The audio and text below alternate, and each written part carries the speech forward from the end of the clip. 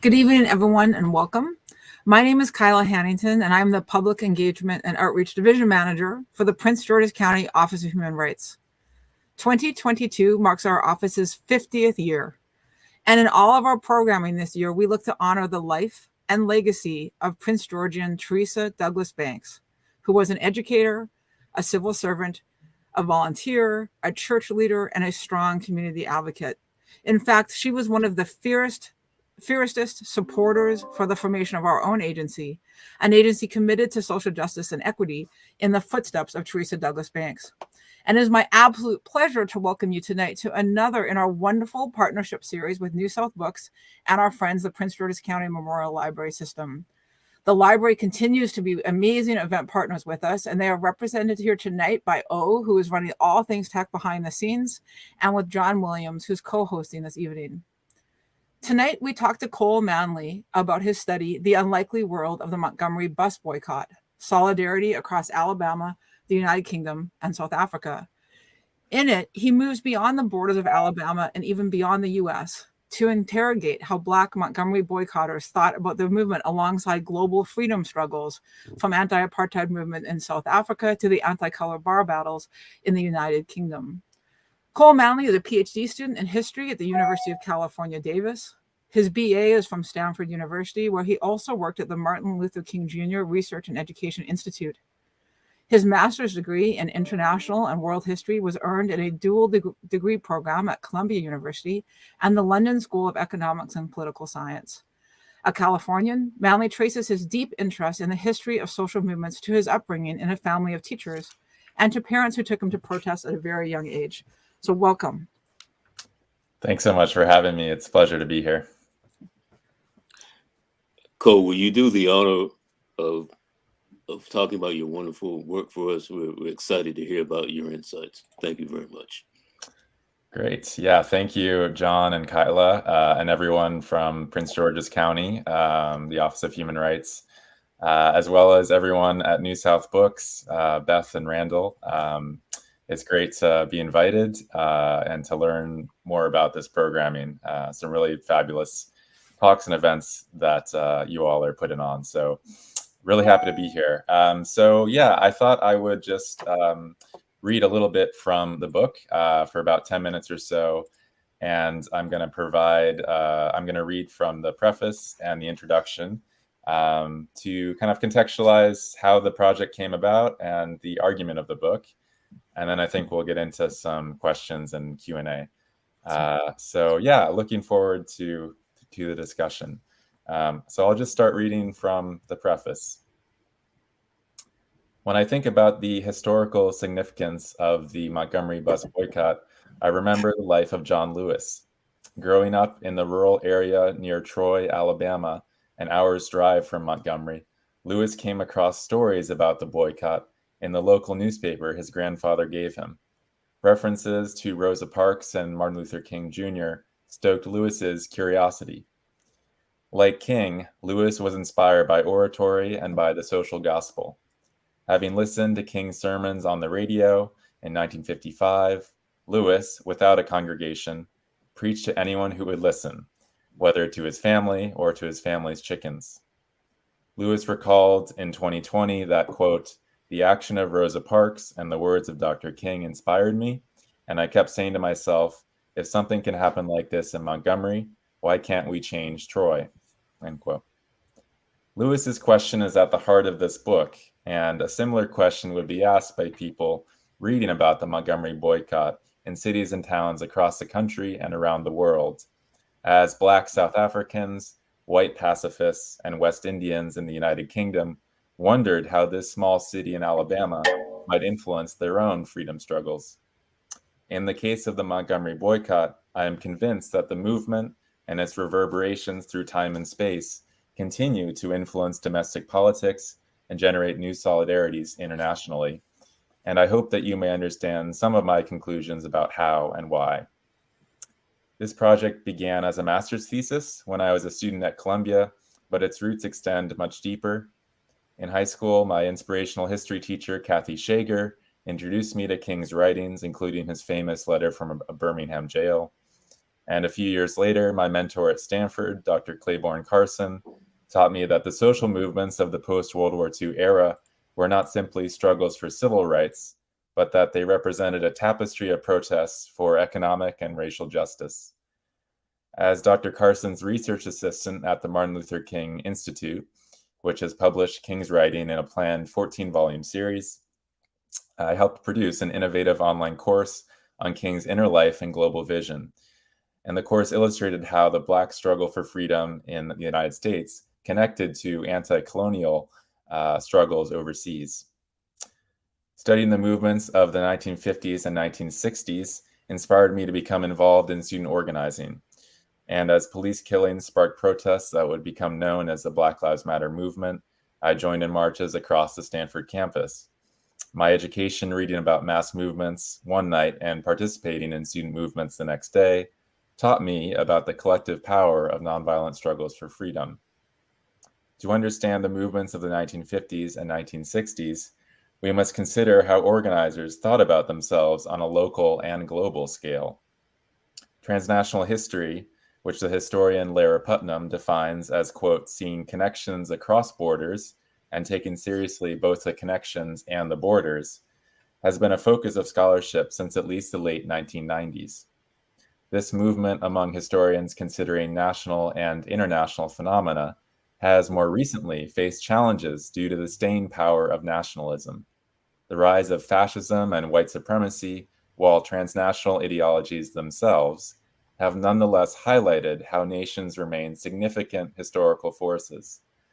This work does not dispute the power of national borders, but it does suggest another powerful force influencing national and international politics, which are the movements across borders and oceans that look beyond a single nation to create new solidarities in the struggle for freedom. And now I'll just read a little bit from the introduction to the book. The whole world is watching. In late March 1956, Joanne Robinson addressed a mass meeting of hundreds of people at Holt Street Baptist Church in Montgomery, Alabama. As the 3-month-old Montgomery bus boycott progressed, meetings rotated from one Black church to another.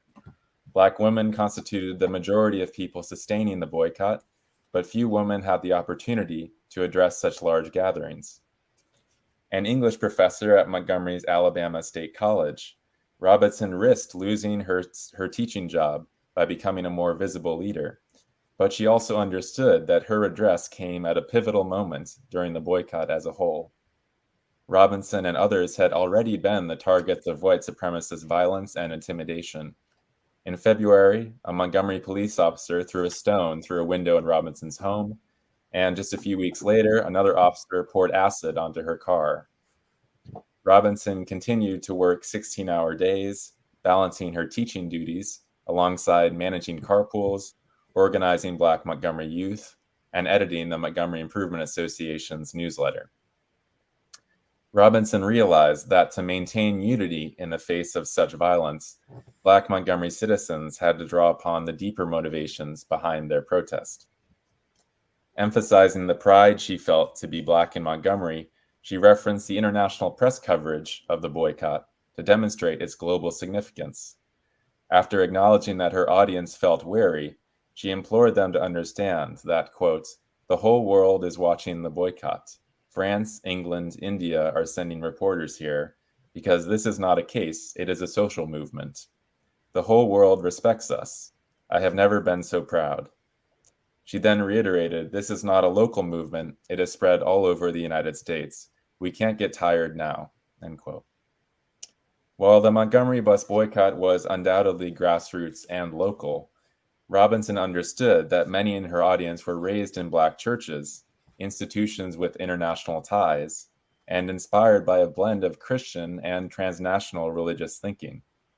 As Sarah Azaransky argues, African-American Christian intellectuals and activists, quote, believed that a Black social Christianity nourished by international and interreligious resources could fuel a movement for racial justice in the United States, end quote. Proponents of an international Black Christianity, including theologians such as Benjamin Mays and advocates of Gandhian nonviolence, such as Polly Murray and Byrd Rustin, trained and advised the young Montgomery minister, Martin Luther King Jr. King harmonized social gospel Christianity with Gandhian nonviolence, explaining after the boycott had concluded, "The spirit of passive resistance came to me from the Bible and the teachings of Jesus. The techniques of execution came from Gandhi." King's understanding of Christianity was also shaped by spirituals that were rooted in the history of slavery in the United States. So what does this all mean? Local, national, and transnational religious ideas circulated rapidly in Montgomery's Black churches, where theology was connected to the social and political realities facing Black people in the segregated South. In Jim Crow, Alabama, it was impossible for Black people to separate their politics from their lived realities. As the historian Robin Kelly argues, for Southern Blacks in the age of Jim Crow, politics was not separate from lived experience or the imagined world of what is possible.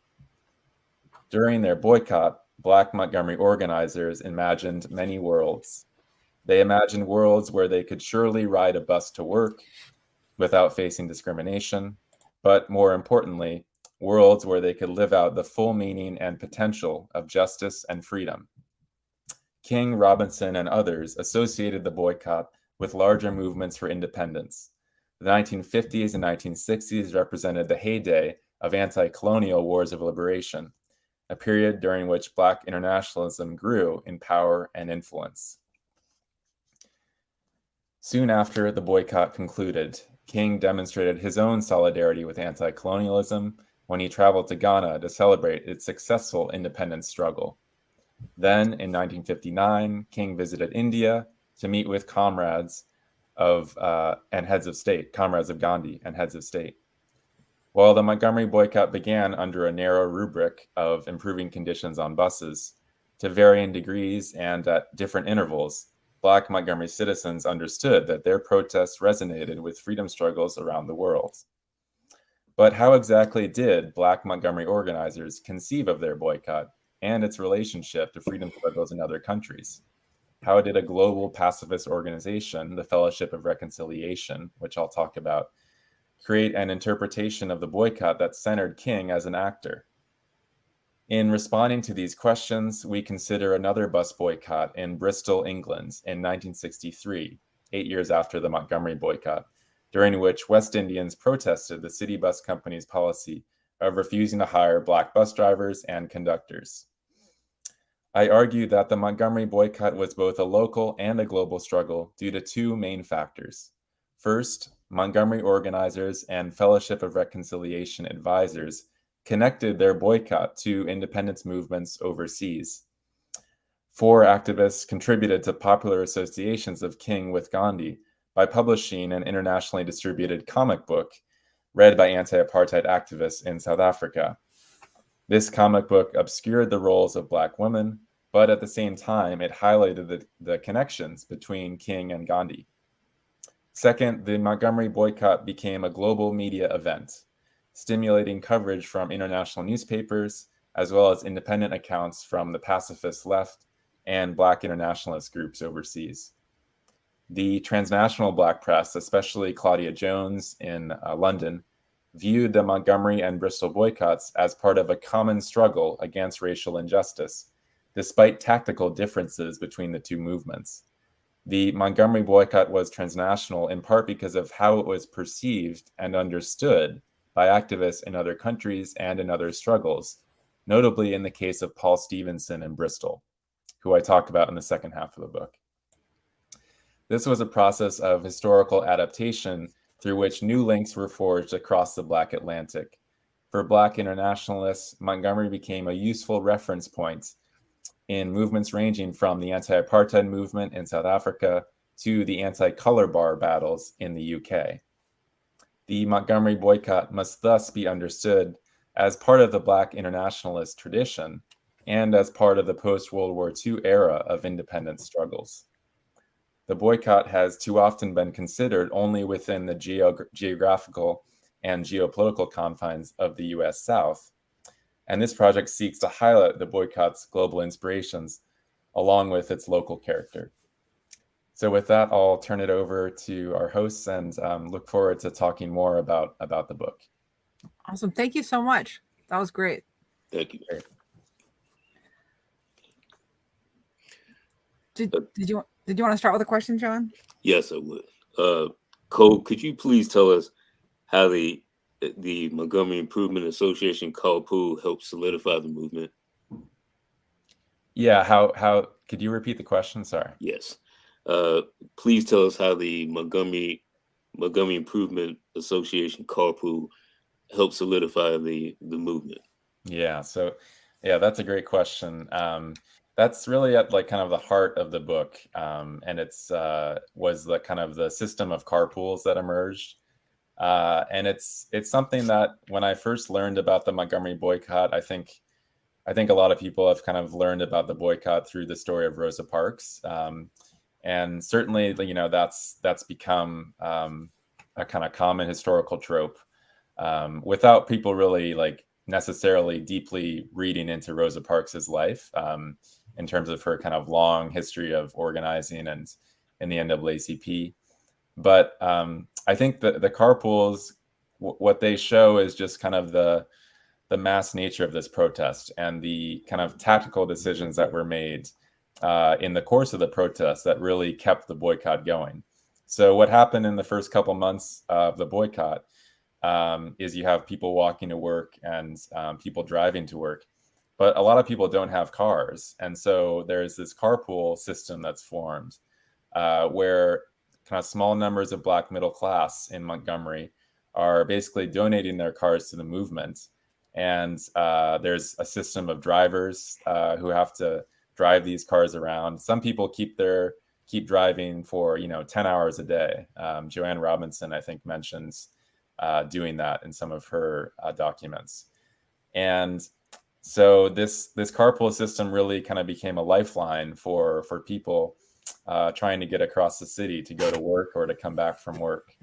And it also relied upon Black churches and Black voters clubs and other sort of local Black institutions, because the cars had to stop somewhere. And if they had stopped outside of some white businesses, they would have been harassed quite violently, even more than they already were.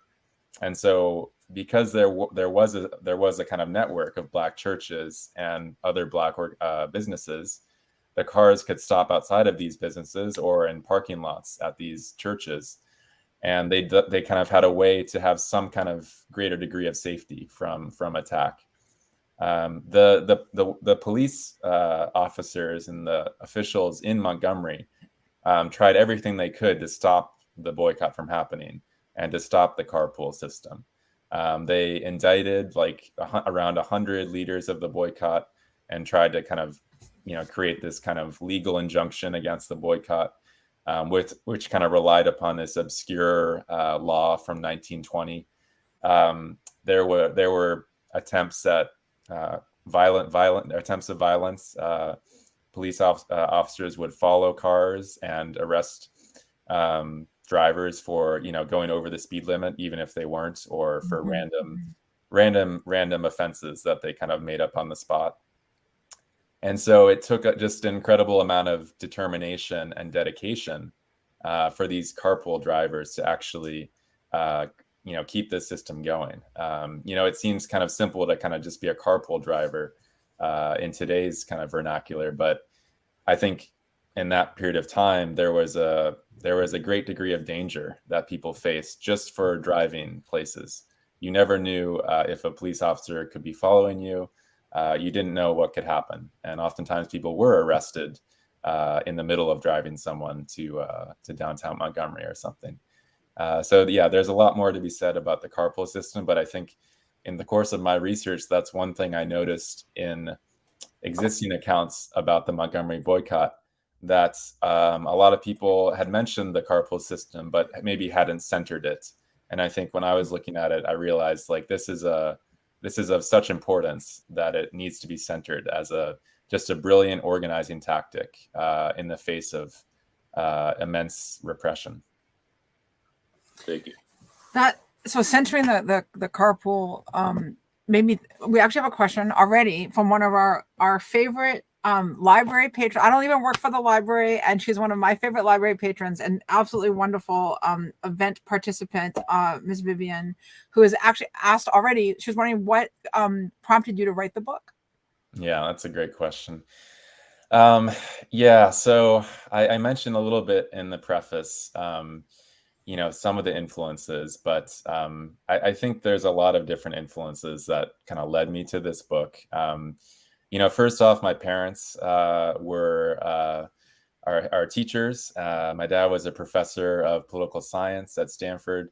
My mom was a high school teacher of history and economics. And so I guess I was raised in quite a unique household where kind of every night at dinner, we were talking about history and politics in some way. We were talking about some kind of social movement or current events. And so I think partly it was, a sense of history and politics was all around me from a very young age. That's just kind of the luck I had, the privilege I had to be raised in a family like that. But then I also had, I think, just really inspiring history teachers and public school teachers, all the way from, elementary school through high school. I mentioned one of my teachers, Kathy Shager, who I still keep in touch with. And I still remember to this day, one of my most vivid memories of high school is in sophomore year when in my U.S. history class, and we all were assigned to read the letter from a Birmingham jail, which is, one of King's most famous documents in which he's writing from a Birmingham jail about the importance of protest. And he basically is criticizing the white moderates in Birmingham, including a number of church ministers, for their opposition to the Birmingham struggle. And it was a moment where I kind of just had this realization, I guess, about racial politics in the U.S. and about the roles of white and Black people. And this was a high school in Connecticut. It was a very white high school, and so there wasn't maybe a lot of education in terms of people around me, in terms of thinking about racial justice beyond this kind of history class that I had the good fortune of taking. And so to be able to read that document and to have a teacher who is really able to, talk about the significance of that document and the stakes of it, and why this document mattered so much, and how persuasive it was, and just raising that question of, how could this happen in the 1960s, and how is this still happening in terms of racial injustice? So that was this kind of defining moment in high school for me. I think ever since that moment, it sounds kind of cliche, but I think, it transformed a lot of my thinking about U.S. history was that class. I have to say, I actually made a comment to myself when you did your introduction. I was just and I wrote, love your shout out to teachers, and I'd wanted to talk about that. And so I'm glad that we've ended up back there, which is the incredible life-changing influence that teachers have. Yes, my dad's was a teacher, and it sounds like you grew up in a house, and I think having the influence. And you mentioned somebody else in your introduction. I think I'm going to get it wrong, and I'm apologizing in advance. I believe one of your undergraduate professors who's doing the long study. Yes. Yeah, can you tell us more about that? Yes. So in undergrad, I was working with a professor, Claiborne Carson, and he runs the Martin Luther King Jr. Research and Education Institute. And I'll also put the link actually to that website in the chat, maybe. We can grab it. Yeah. So if someone maybe could grab that and put it in the chat. But it's this really fabulous research institute at Stanford, and very few people know about it. Partly because it's housed on campus in this office space that's kind of away from central campus, and Stanford doesn't do a good job at promoting it. Stanford's interested in promoting a lot of other things related to engineering and the science quad. But this research institute has been publishing all of King's writings over the past 40 years. And then the link is just in the chat there. And Dr. Carson has written, actually, I have one of the things he's written, the Autobiography of Martin Luther King, which is just, this incredible resource on King's life. And in fact, many of his students have gone on to write about King in different ways. There's another student of his, Stuart Burns, has also written about the Montgomery boycott in a book called Daybreak of Freedom. So I took a few classes with Dr. Carson, and then I worked as his research assistant at the King Institute. And so just being around so much thinking about King was enormous for me. Awesome.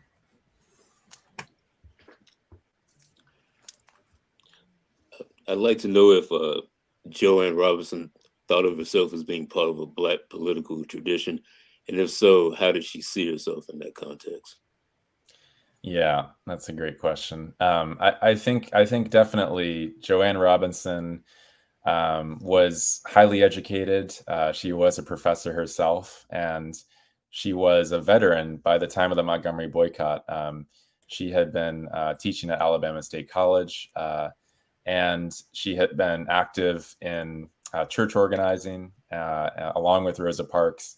Rosa Parks was also at King's Church, Dexter Avenue Baptist Church in Montgomery, and a lot of scholars have written about the Montgomery boycott in relationship to other boycott traditions and other boycotts in other cities. There's one person who comes to mind is Robin Kelly, who's an amazing historian of African American history, and he's written an article about just all of the boycotts and transit protests led by Black men and women really across the South, and from the late 19th century through the mid 20th century. And so when you think about it in that way, and Joanne Robinson was very much aware of the history of transit segregation and discrimination, and she would have been aware of those protests as well. And so there is this much longer tradition of protests on transit because for a number of reasons. I think transit, obviously it's critical in terms of as a right to be able to move from place to place. It's essential. But there's also something about and Robin Kelly talks about this, the kind of moving theater of the streetcar, where the streetcar and other kinds of transit are a sort of theater where protests can be enacted. You have sort of passengers on cars and trains and buses who are in some ways the kind of audience for this protest. And you have people outside of the buses who are also a kind of audience as the streetcar moves through a city or as the bus goes through a city. And so it's this kind of liminal space where people are commuting to work, but you can actually have a pretty profound political impact if you have protest on transit, because people can't get off. They're going to work, they're going to their homes. They can't just get off the bus and walk. They're kind of forced to sit with that protest in some way. And so a protest, especially in Montgomery with such segregated society, you actually had on buses one of the few places where Black and white people could be in close proximity. And because of that proximity, there was a chance for some kind of breakdown in the racial order. And that was what Joanne Robinson realized, and what Rosa Parks realized, and what so many other Black people realized, was that if they could tackle this transit system and draw upon this longer tradition of Black protest on transit, they could effectively, shut down the city and force a kind of reckoning with segregation. Thank you. So I found this so interesting. So hopefully none of my history professors are listening right now, but I am also a history major, but I didn't know anything about, to be fair, it was Canadian history, but I am also embarrassed reading this about how little that I knew. So I had not heard of the Bristol Bus Boycott before. And I'm not sure I should say that if I have to turn in my degree, but I'm hoping that I'm assuming that I'm not the only person here who's not familiar with that. And I think, your work talks about that's the point of the work, is to center this global, or to highlight this global condition. And so can you talk about for all of people like me, talk about the Bristol Bus Boycott? Yeah, definitely. So, and when I was doing this research, I also hadn't heard of the Bristol Bus Boycott. All right. We're both in the same camp there. Yeah, it was, it was one of those kind of realizations I had when I was researching the Montgomery boycott. Because I was in a master's program that was an international history program, the whole point of that program was to get us to think about U.S. history in a global perspective, or to think about history globally. And so I knew that I had to think about my master's thesis in a kind of international way. And I didn't think that that would be a problem, because I knew that there was, that the civil rights movement in the US was connected to lots of other movements and to other kinds of thinking overseas. But what I didn't realize was that there was this specific instance of a bus boycott in the UK, where one of the principal organizers of the boycott, Paul Stevenson, had actually, heard about King and heard about Montgomery, and in some way had been inspired by the Montgomery boycott, and taken some of those strategies in Montgomery to the kind of political setting of England in the 1960s. I think it's too simple to say that there was just a kind of direct translation from one movement to another. Obviously there are two very different places. Bristol at the time had a very small Black and West Indian population. It was maybe 2% of the population, as compared to Montgomery, where the Black population was about 40%, at least 40% of the population. So you didn't have the same numbers of people participating in the boycott in Bristol, just given the demographics. But what you did have was a group of West Indian people who had migrated to the UK from the Caribbean in the aftermath of World War II. And they were keenly interested in racial justice in the United States and what was happening in the civil rights movement. And there were Black newspapers.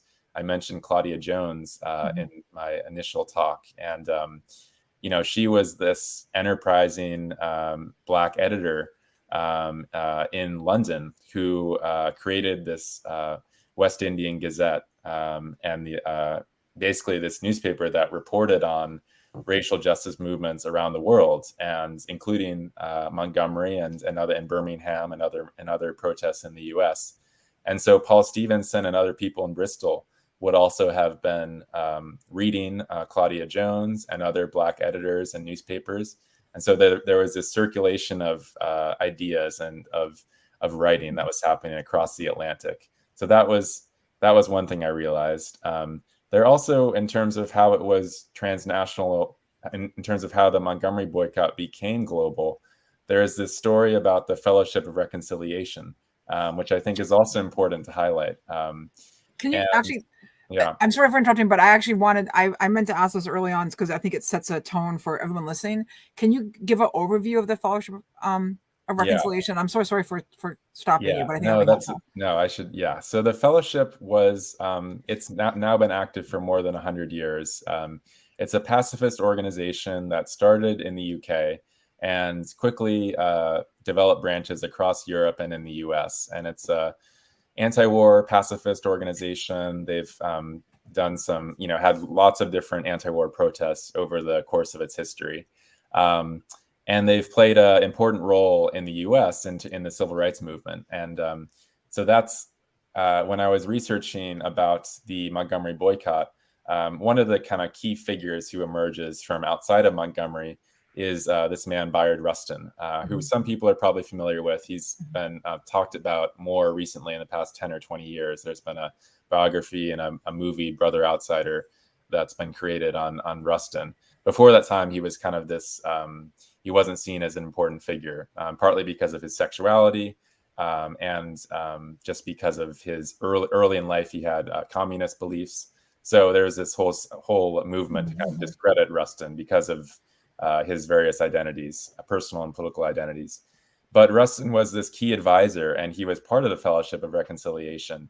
And along with Glenn Smiley, who was a white FOR member, Smiley and Rustin travel to Montgomery.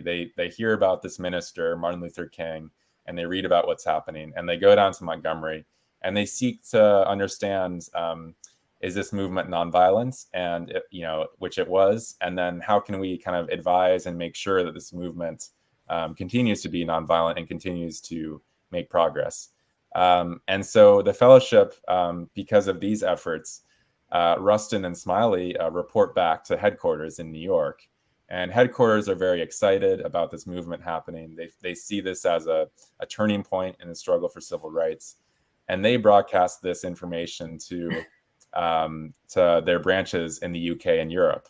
And that's how word of the Montgomery boycott, that's one way that word of the Montgomery boycott travels to the UK, is through this kind of fellowship network. And so then you have peace activists in the UK, men and women who are also reading about Montgomery. And from there, there's this additional dispersal of information from the UK to South Africa, because the Fellowship of Reconciliation also has people in South Africa fighting against apartheid. And so there's this way in which this fellowship organization is a kind of means for the dispersal of ideas related to freedom and civil rights and racial justice in this kind of three-nation triangle between the US, the UK, and South Africa. And my research could have gone into South Africa a lot more. Unfortunately, I wasn't able to travel to South Africa, just given the constraints of a master's program. But there's a lot more research that has been done and that could be done, linking the U.S., the UK, and South Africa during the 60s and beyond with anti-apartheid. But yeah, hopefully that provides some context. Well, that was great, and I'm so sorry because I did jump in on you. No worries. And I see we have a couple messages in the chat about some resources on Byrd Rustin as well. Oh, I was very intrigued by the comic book that the Fellowship of Reconciliation published. Could you give us a little detailed context on how and why it was published, the reception that it received, and how it probably inadvertently flattened the complexities of the Montgomery Bus Boycott, please? Yeah. So the comic book was also one of these resources that I didn't really expect to find.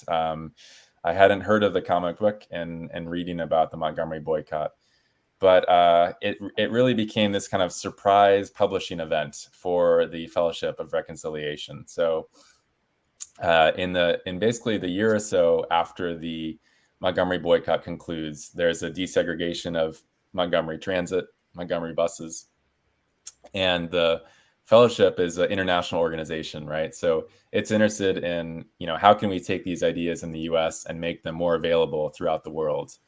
They've always thought of themselves as a kind of global human rights organization, global pacifist organization. So they come up with an idea through a couple of staff members to create a comic book to basically spread the message of the Montgomery boycott to a wider group of people, to people who maybe aren't literate, or to people who, it's fairly easy to kind of flip through a comic book and grasp the main idea, and also use visuals in a certain way.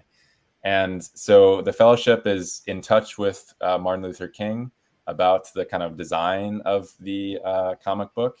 And but it's primarily a product of Fellowship staff. This is not people in Montgomery, collaborating with the Fellowship. This is primarily a New York-based organization at the time that's taking their vision of the Montgomery boycott and,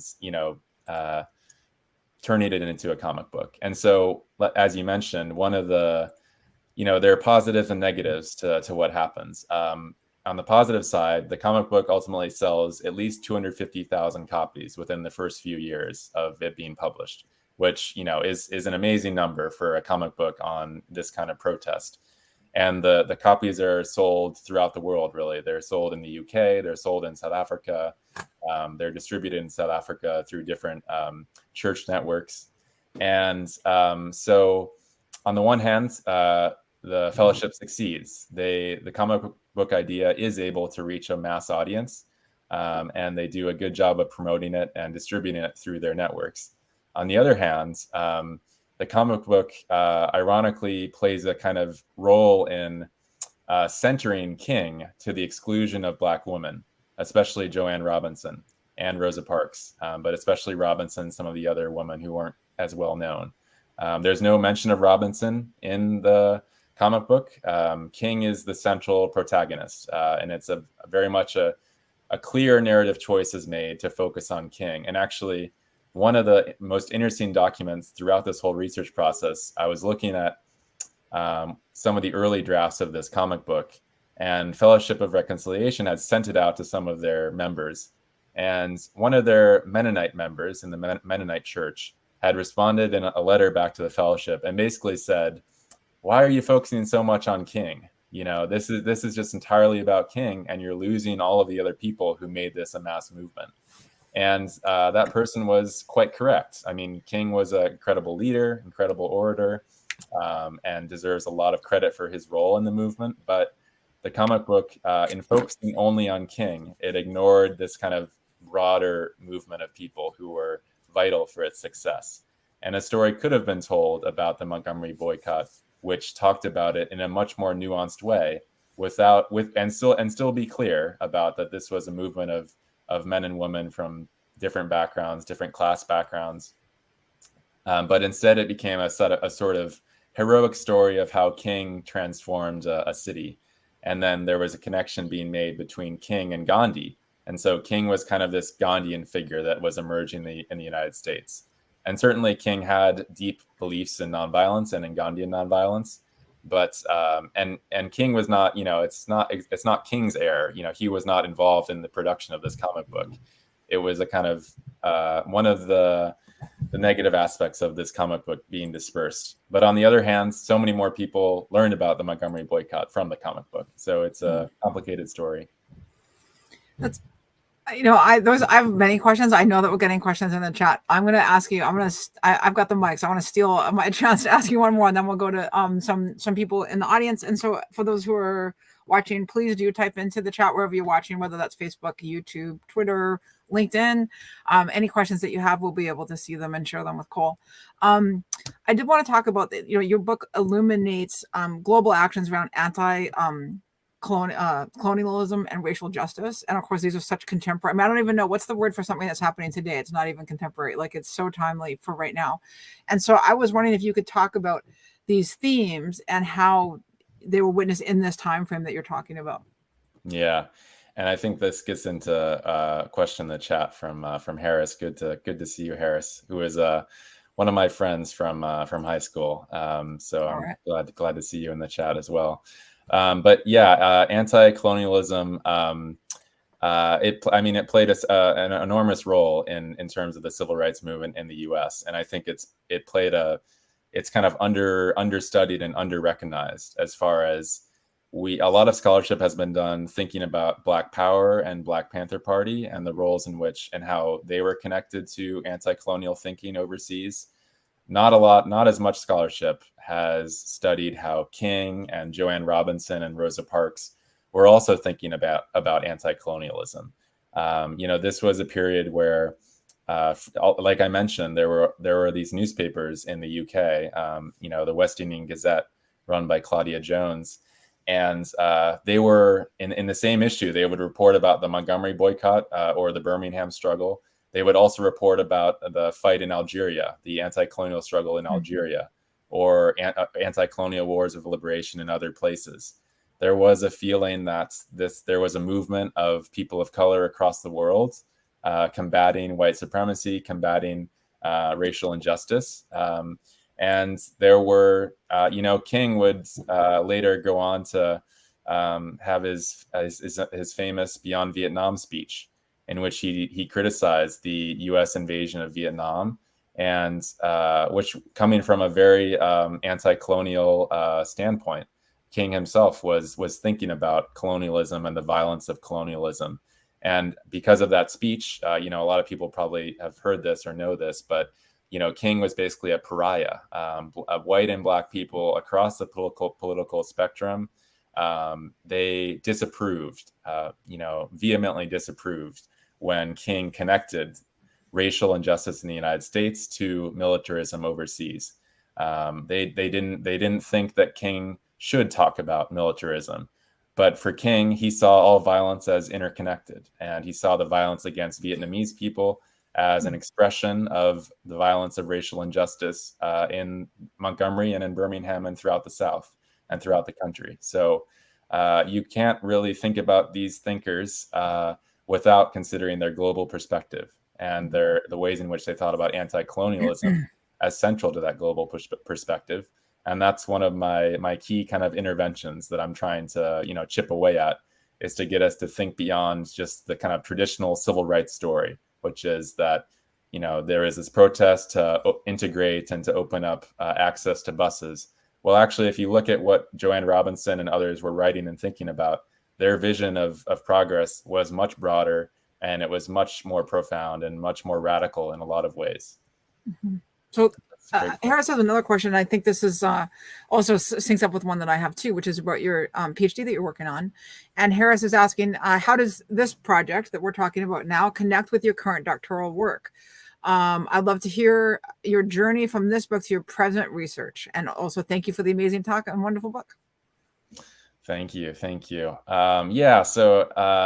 this project, like I said, it was my master's thesis, and after finishing the master's program, I just sort of sent the master's thesis to Randall Williams down at NewSouth Books, incredible editor, and has been working for so long, publishing just an amazing number of books on social movements and the history of the South. Definitely would recommend looking at NewSouth Books and at their upcoming publications. I sent the master's thesis to Randall just kind of as a favor to say, like, hey, we had met in Montgomery. Here's my thesis, and I appreciate all of your help in it. And he invited me to publish it. I was incredibly grateful to publish it. And then I kind of started this PhD program in the middle of a pandemic. So that was something. But I've kind of continued my interest in the history of transit networks. So right now I'm working on a project on segregated transit in San Francisco in the mid to late 19th century. So I'm moving back in time about 100 years, and I'm moving to San Francisco. And I'm looking at how there were these pivotal lawsuits led by Black women against segregated transit companies in San Francisco. Basically, there were these transit companies that were excluding Black people from streetcars. These were horse-drawn streetcars before the advent of cars. So there were these horse-drawn streetcars, and they were excluding Black people, and in some cases, actually violently, physically removing Black people from streetcars. And I'm looking at how these lawsuits can be contextualized and understood alongside, claims to citizenship across the state, across California, in this era where it's after the Civil War. You have Reconstruction, and you have the rise of white supremacy, and very restrictive immigration legislation as well, with the Chinese Exclusion Acts. And San Francisco is one of the most cosmopolitan cities in the world at the time, and still today. And so you have this very interesting city where a lot of people of different races and ethnic backgrounds are all living together. And as a result, you have the rise of these racially exclusionary practices on streetcars. And I'm looking into the history of that. So it's similar in a lot of ways, but I'm researching something a little closer to where I am in Davis, in California. Awesome. John, do you have another question that you'd like to ask? Oh, yes, I do. Thank you. Do you feel that there's a correlation between the tactics used to discredit the civil rights movement, such as financial misconduct? Do they apply to the Black Lives Matter movement? Do you see any correlation there? Oh, yeah, that's a good question. I think there are a lot of comparisons that can be drawn between the Montgomery boycott and civil rights movement and Black Lives Matter. I think I mentioned Beyond Vietnam earlier, and in Martin Luther King's, one of his most famous speeches, for which he was discredited by a lot of white and Black people. And I think in some ways, Black Lives Matter, because it's taken certain stances against empire and against economic inequality, there's been a similar kind of knee-jerk reaction from a lot of people against the kind of politics of Black Lives Matter. And I think it's this very narrow way of thinking, where if you think that we can get to a place of freedom and justice by only focusing on certain political rights. Certainly political rights are incredibly important. The right to vote, which is under attack right now. certainly all of that is incredibly important. But I think what Black Lives Matter is also saying is much broader, and it connects back to Dr. King's vision and Rosa Parks's vision and so many others, which is we have to think about political opportunity and the right to vote alongside economic freedoms, alongside war and peace and issues of foreign policy, and all of the ways in which inequality is produced and reproduced in this country. I think I don't know as much about the financial aspect about Black Lives Matter, but I would not be surprised if there are attacks that play into a very racist kind of politics around the management of funds by Black Lives Matter. One connection that comes to mind is earlier than the 1960s, but in the aftermath of the Civil War, during Reconstruction, you have Black politicians elected across the South to Congress and to the House, and these legislators, it's an enormous moment for democracy, and these legislators are immediately attacked by white supremacist groups and are criticized for being corrupt and for not knowing how to manage funds and for all of these kind of assertions, which were completely false. Actually, this was a moment where Black political leaders were engaging in democracy for one of the first times in U.S. history, and they were being attacked for mismanaging funds or for being corrupt. And so you see this kind of similar kind of racial logic where there's a kind of an infantilization of political leaders during Reconstruction. And I think you see the same thing today. And so I wouldn't be surprised if you see some of the same strategies for how leaders are, Black leaders especially, are critiqued. It's certainly worth a lot more investigation, though. It's something I should learn more about, definitely.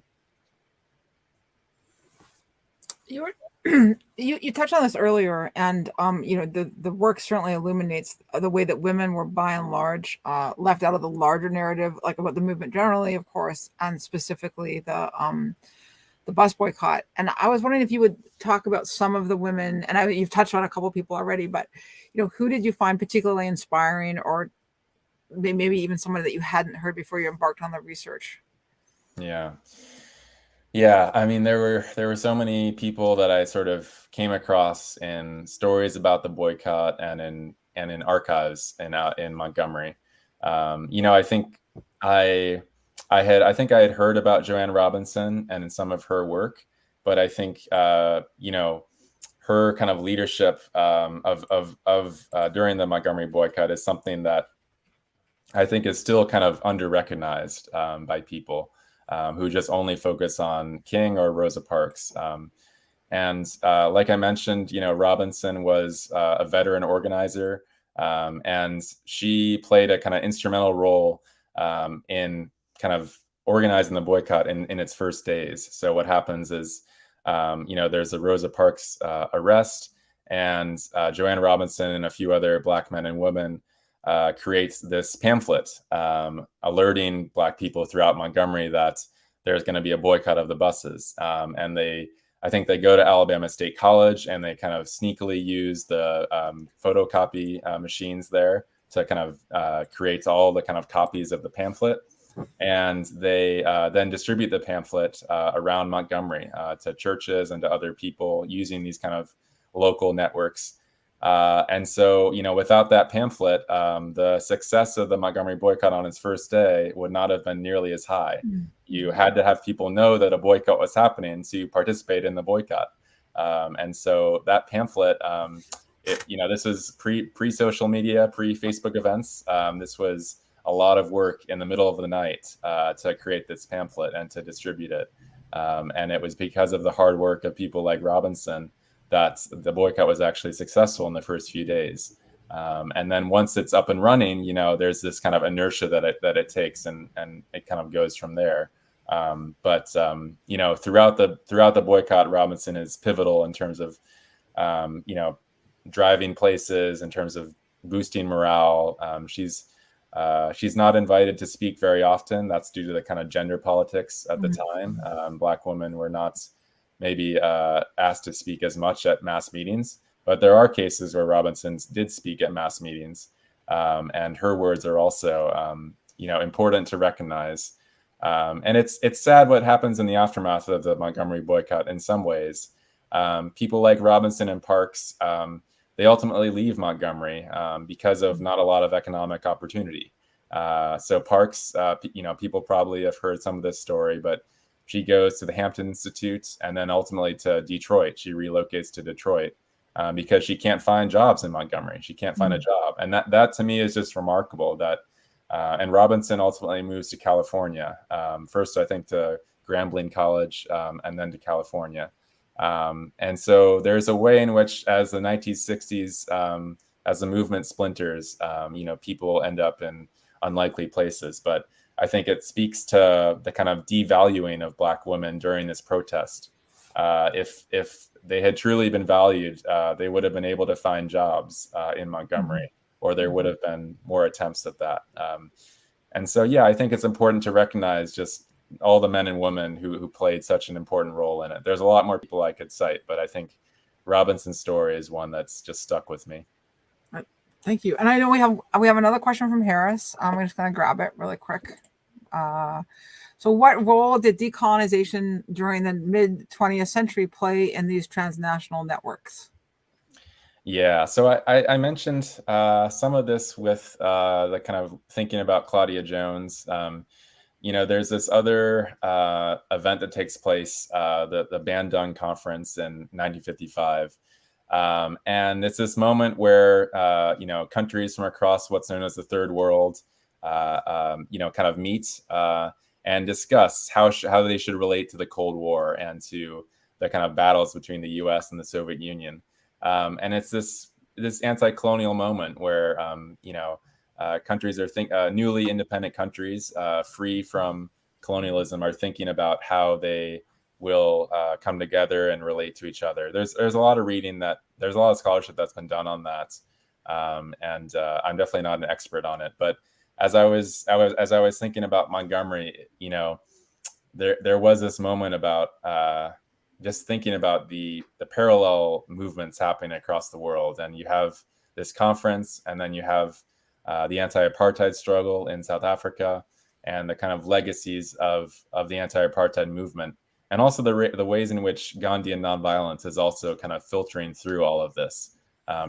King, becomes a believer in Gandhian nonviolence and studies Gandhi. And, you have many leaders in South Africa also being inspired by Gandhian nonviolence. And of course, Gandhi lived in South Africa for a significant period of time before then returning to India. There's a lot more that could be said on that, but I think in this project, I was thinking mainly about nonviolence and the relationship between nonviolence and anti-colonialism, and I think there's a lot of interesting parallels that can be drawn between those two ideas. Thank you, John. Did you have a question to close us out? Yes, I do. Could you please tell us the difference between the Montgomery Bus Boycott and the Bristol Bus Boycott in terms of legal representation and the role that Fred Gray played in the Montgomery Bus Boycott, please? Thank you.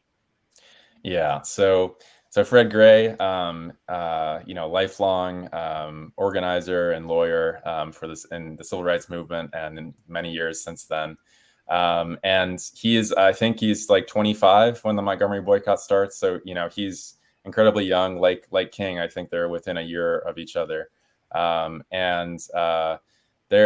is this close relationship between Gray and the Montgomery boycott. And I don't really have time to, go into that as much, but, the movement is proceeding along two flanks. There's a direct action movement, and then there's a legal movement that's taking place in the courts. And there's the case Browder versus Gale, which Fred Gray files, that ultimately works its way up the courts. And that's actually, responsible for the desegregation rulings, which ultimately go into effect in December of 1956. But in order for that legal movement to be successful, you had to have the direct action movement, continuing as well. There would have been not enough pressure on the actual legal proceedings for that to take place. So there is this kind of dual plane story happening that's really important. In Bristol, there's not the same legal representation because there aren't the same segregation laws in place. And so you have a little bit more of a tricky situation where you have discriminatory practices instead of policies. But I'll leave it there for now. Right. I know that we're almost out of time, but we do have one question that just kind of has snuck in here, and I'd like to ask. We have an audience question, which I'm just going to pull up. Is there any advice that you would offer white historians researching the histories of marginalized groups? Yeah, so it's a great question. I think I've definitely thought a lot about my role as a white historian, and thinking through kind of my positionality. I think positionality is kind of a word that's talked about a lot in history PhDs, but I think you just have to come at the project very honestly. You have to be aware of your position, your social position, and kind of be aware of the biases and prejudices you may have when you come to this project. As a white historian, as someone who is not from Alabama. There's a process of learning about a social movement where I felt like there is a responsibility to center the Black men and women who took on this struggle. There is such a danger in this struggle that that was present. Lots of people lost their lives in the course of this struggle and other struggles. Because of white supremacy. And so I think there is a very serious political project that you have to be aware of as a white historian, and also a sense of present day politics. That's something I tried to be very cognizant about. Is white supremacy today is very much on the rise. We've seen what's happened in the past presidential elections. There are attacks on the Voting Rights Act that everyone is aware of. And so these histories of the 1960s are very much present and ongoing. And I think starting the talk with John Lewis, that was also a moment where I was thinking about the role of someone's life and John Lewis and inspiring further direct action and protests, because ultimately that's what will change society, not just reading about protests, but also participating in social movements. Awesome. Thank you so much. We have gone a little bit over, so thank you so much. And I'm glad that we went over, because the conversation could keep going and we had lots of great audience interaction. So I just want to take a few minutes, first of all, and thank everybody who tuned in and joined us tonight. One of the best ways that you can support writers is by buying their books. So you can get this at your favorite independent bookstore. The libraries also partner with the Mahogany Books in Prince George's County if you're looking to connect with a Prince George's County bookstore. And of course, you can take it out from your favorite local library. Our friends PGC MLS will hook you up with a library card. Even if you don't live here, you can get a virtual library card. So please go to pgcmls.info to learn all the things, and you can follow them on social media as well. I do want to tell you about a few more events we have coming up, including with our friends, the library. We on Tuesday coming up, our Diversity Dialogue series continues as Michelle Hamill and I talk about Toni Morrison's The Source of Self-Regard. We have a lot of great books for 2022 that we're looking at. The first year we did this, we really looked at some foundational books, race relation books. Last year, we looked at kind of a wider range of perspectives and points of view, covered a lot of different issues. And this year, we're really looking at also, okay, so now what? And how can you take this and go off and do the work and be a light for other people? So that's our theme. We hope that you can join us. And on not January, we're in March.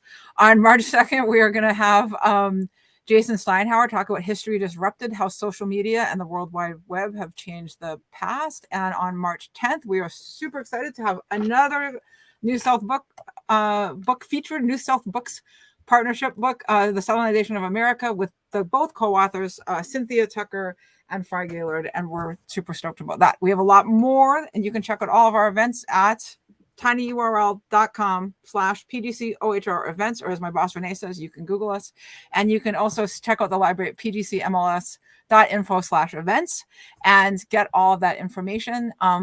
We're so thrilled that you're here. And Cole, thank you so much for taking the time to join us tonight. It was fantastic having you, I guess, all the way from California. That's right. Thank you so much for your questions and for everyone listening. It was a pleasure. Thank you for a wonderful book. Thank you so much. And thank you to O from the library and for John for all your efforts tonight too. It's been wonderful. Thank you. Good night, everybody.